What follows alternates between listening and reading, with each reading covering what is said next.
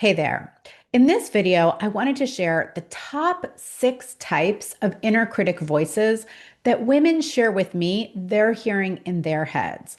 When they share what their inner critics are saying to them, what that voice of self-doubt is telling them, boy, it is always painful. And sometimes when we're in a group and people share this, people in the group are crying, just hearing what kinds of mean thoughts women are carrying around and saying to themselves all the time.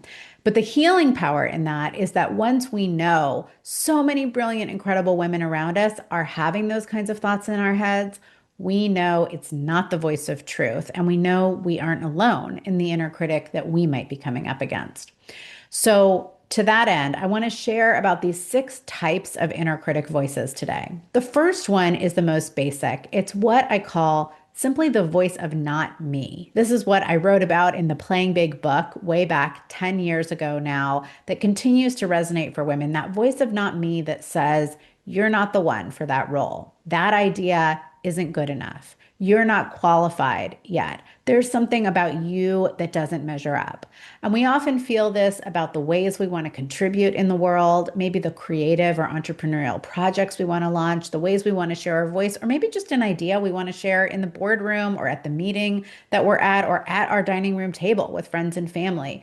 But that voice of not me, you're not the one, there's something lacking in you. That's big number one. Second is this creative related inner critic. You're not a good writer. You could never sing. You're not really a painter. You're not an artist. You're not the creative type. You're not like those other people. Some of us have this one more strongly than others. We might have a you're not creative at all, or your art that you are already making doesn't measure up.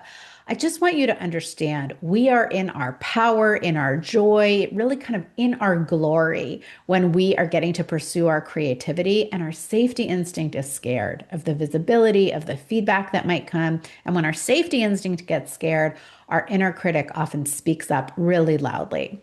So that voice you are hearing about your creative self or your creative work, if it is self-doubting, if it is mean, if it is raining on the parade that could be there, the party that could be there with you and your creativity, that is an inner critic.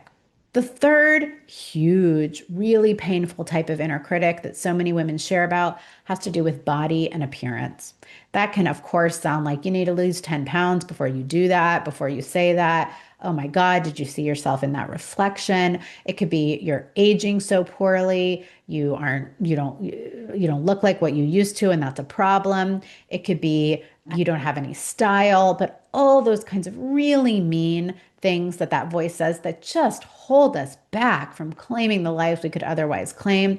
That is a type of inner critic too. The next type has to do with how we are in our family relationships. A lot of us have that inner critic about how we are as a mom or as a daughter. We feel we could never measure up. We're not doing it right. We're always missing on something and dropping the ball. Those people deserve someone better. Now, of course, when we're really feeling we're not showing up in our relationships in the way that we want to, or that's in integrity with our values and our commitments, we want to take a look at that. But that is different than the kind of ongoing, rumbling voice of self-criticism, always having us fall short, always beating us up. That's that family-based inner critic that we can hear so strongly. Next one, we can have a civic inner critic about our role as community members and citizens. And this is coming up for a lot of women now, especially in these times when many of us are looking around at our world and saying, no, no, no, that's hurting people. That's not in line with my values. And then we might have another voice that comes in and says, well, you don't know what you're talking about. You don't know enough about the context or the politics to weigh in on that. And that voice that is criticizing the commitments of our heart that say, I know I don't want children to be hurt. I know I don't believe in a violent solution, whatever yours might be saying.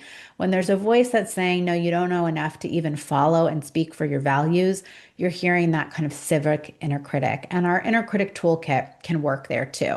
One more kind of inner critic that I want to talk about is one that specifically shows up around certain skills or capacities. So a lot of times I get this question, do women and men both feel self-doubt? What's different here for women?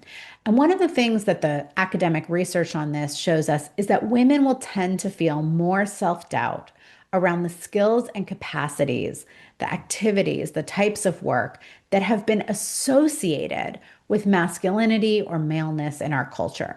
So, what does that mean? Well, that means if you think about books and television and movies and what you see in your workplace and maybe what you learned in your history books or in the models you had in your childhood in that very formative stage, you probably got some messages that when we're talking about traditional positions of power and leadership, that somehow has a lot more to do with men than women. There's a lot more guys in those roles than women, right?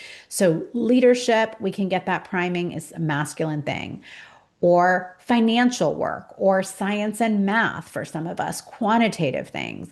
Often negotiation is another one that we'll see as well, that's for people who are comfortable, being really competitive and asking for a lot and self-promoting. That's not me. That's more of, that feels more like something maybe I'm even unconsciously associating with masculinity. That association can form even if you had parents or teachers or grandparents or key mentors in your life who were giving you a different message. We still absorb so much from the stories we are encountering, from the models we're seeing all around us. And so when we've come to feel, even if against our conscious beliefs, that those things are associated with maleness, we will then feel more self-doubt about our own abilities in that area.